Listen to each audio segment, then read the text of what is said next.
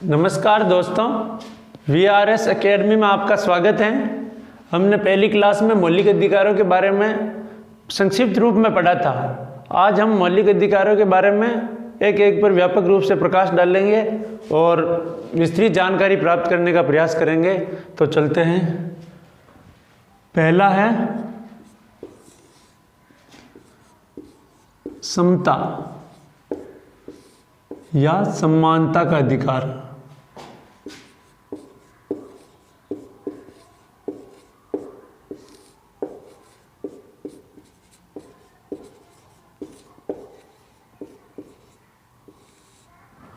समानता के अधिकार में प्रत्येक भारतीय नागरिक को किसी भी प्रकार के भेदभाव से मुक्ति प्रदान की गई है।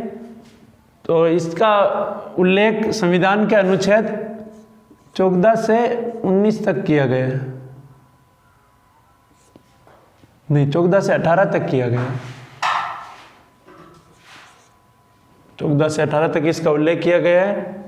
तो अनुच्छेद 14 में बताया गया है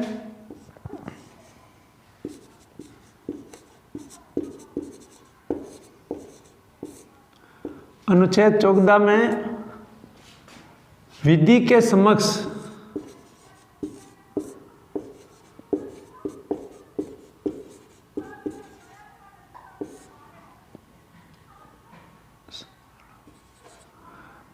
समक्ष समानता प्रदान की गई है। अर्थात कानून किसी के भी साथ भेदभाव नहीं करेगा। और अगले अनुच्छेद में बताया गया, अनुच्छेद 15 में बताया गया है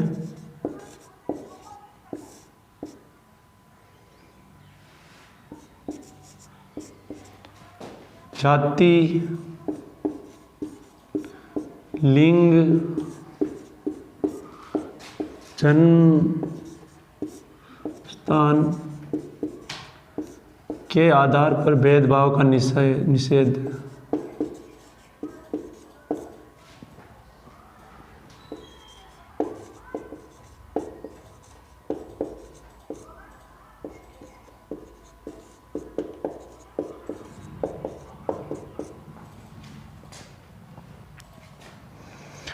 और अनुच्छेद 16 में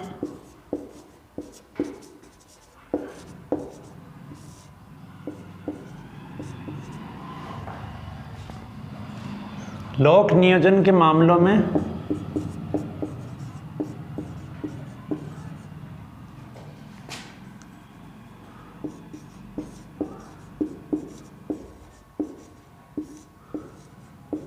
समानता का अधिकार प्रदान किया गया।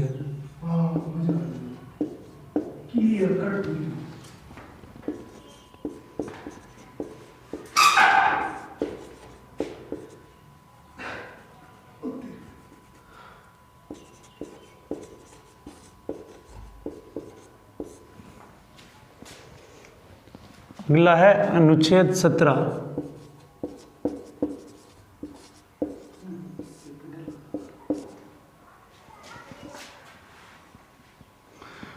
इसमें छुआछूत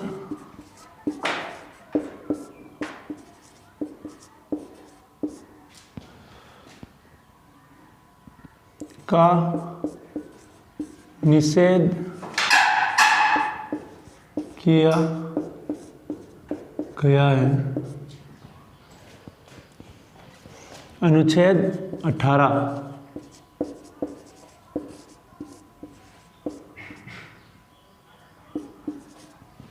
अनुच्छेद 18 में उपाधियों को समाप्त किया गया है।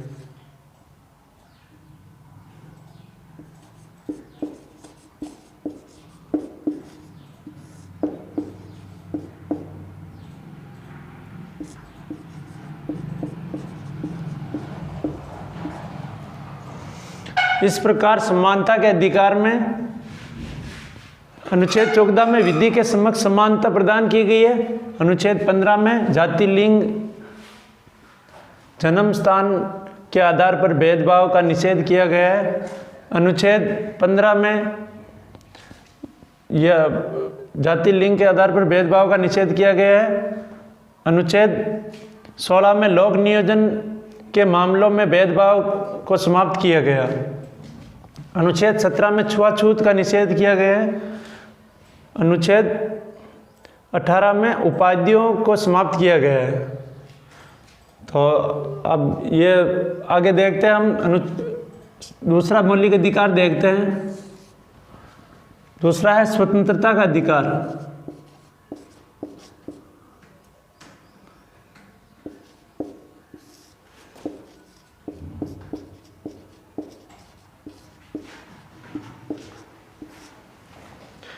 इसका उल्लेख संविधान के अनुच्छेद 19 से 22 तक में किया गया है।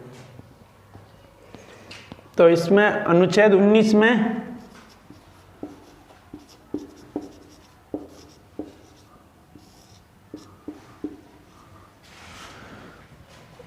अभिव्यक्ति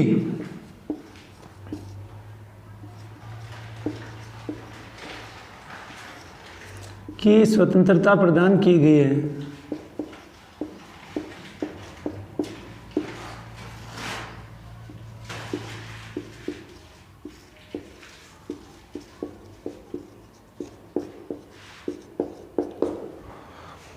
इसमें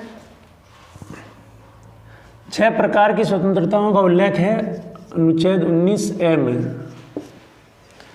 जिसमें पहला है बोलने की स्वतंत्रता।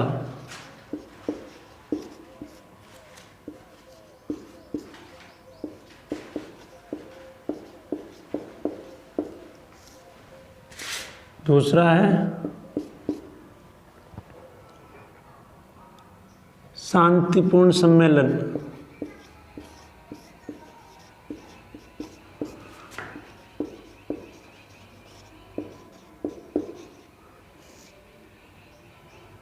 की स्वतंत्रता।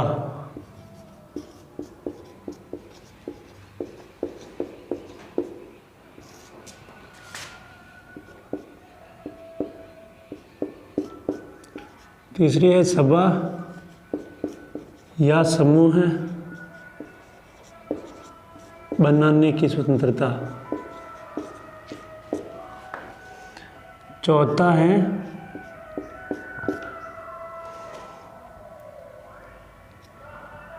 भारत में कहीं भी भ्रमण की स्वतंत्रता।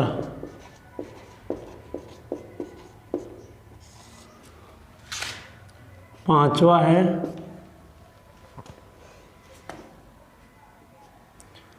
भारत में कहीं भी निवास की स्वतंत्रता।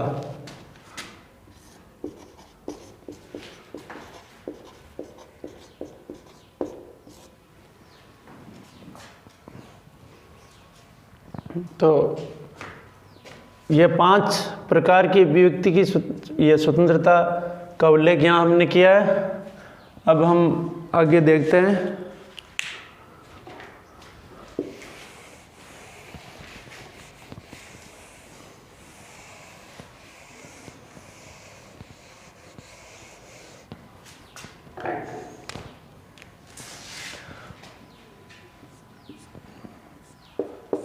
छठी है रोजगार या व्यवसाय करने की स्वतंत्रता।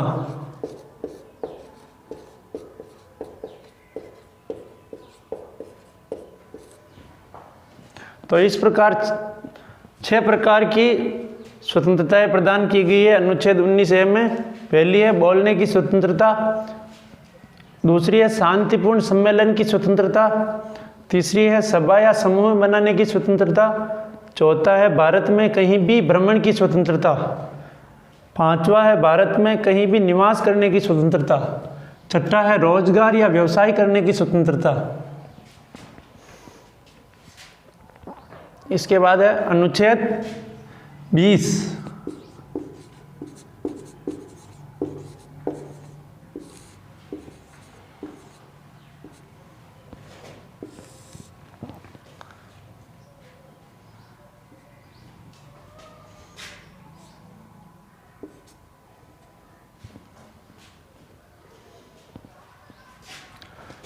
अनुच्छेद 20 में दोष,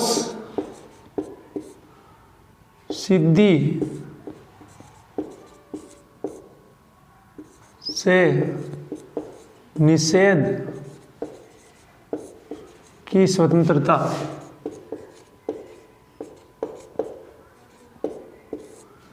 इसमें व्यक्ति को स्वयं के खिलाफ गवाही नहीं देने की स्वतंत्रता प्रदान की गई है। स्वयं के खिलाफ गवाही हेतु बाध्य नहीं।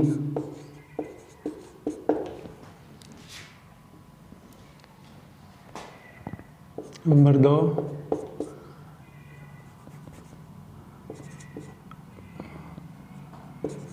उसी समय के कानून से सजा के कानून से सजा और एक अपराध के लिए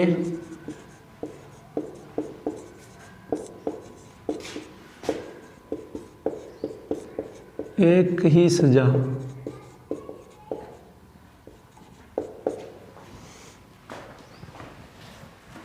तो इस प्रकार अनुच्छेद 20 में दोष सिद्धि से निषेध से संबंधित स्वतंत्रता प्रदान की गई है।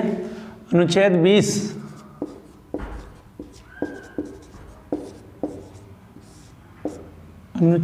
हो गया। अनुच्छेद 21 में प्राण एवं दैहिक स्वतंत्रता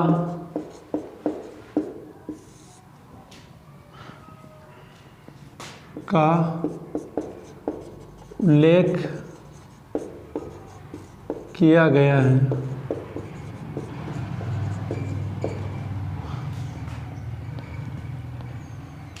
तो इस प्रकार अनुच्छेद 21 में प्राण एवं दैहिक स्वतंत्रता प्रदान की गई है।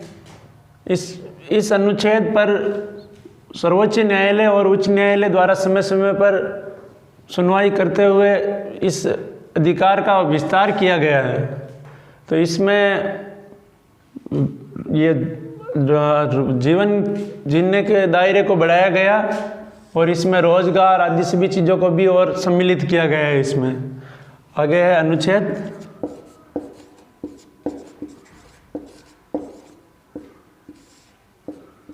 22। अनुच्छेद 22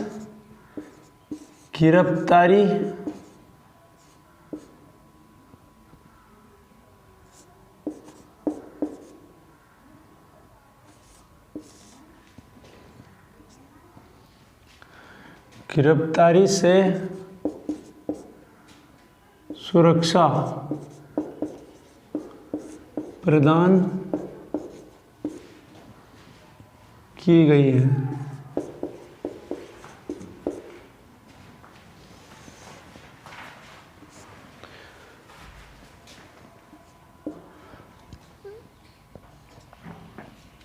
इसमें अपराधी को 24 घंटे में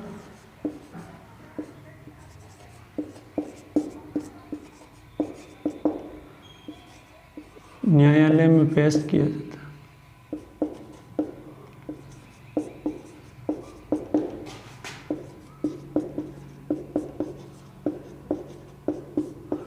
करना जरूरी है।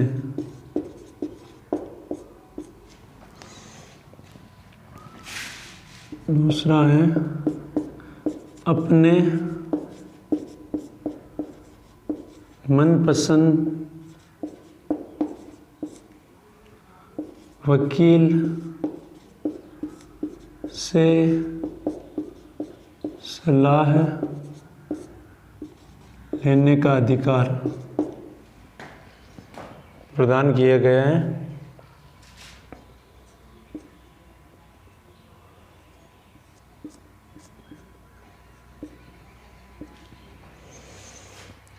तो दोस्तों, इस प्रकार हमने आज 2 मौलिक अधिकारों के बारे में व्यापक रूप से पढ़ा है। तो पहले हमने समता या समानता के अधिकार के बारे में पढ़ा और इसमें दूसरे में हमने पढ़ा स्वतंत्रता का अधिकार। तो इसमें हमने अनुच्छेद 19 से लेकर अनुच्छेद 22 तक व्यापक रूप से जानकारी प्राप्त की है। तो आज के लिए यहीं तक, और फिर अगले सेशन में हम व्यापक रूप से और अगले मौलिक अधिकारों के बारे में जानकारी प्राप्त करेंगे। तब तक के लिए धन्यवाद। खुश रहिए। जय हिंद।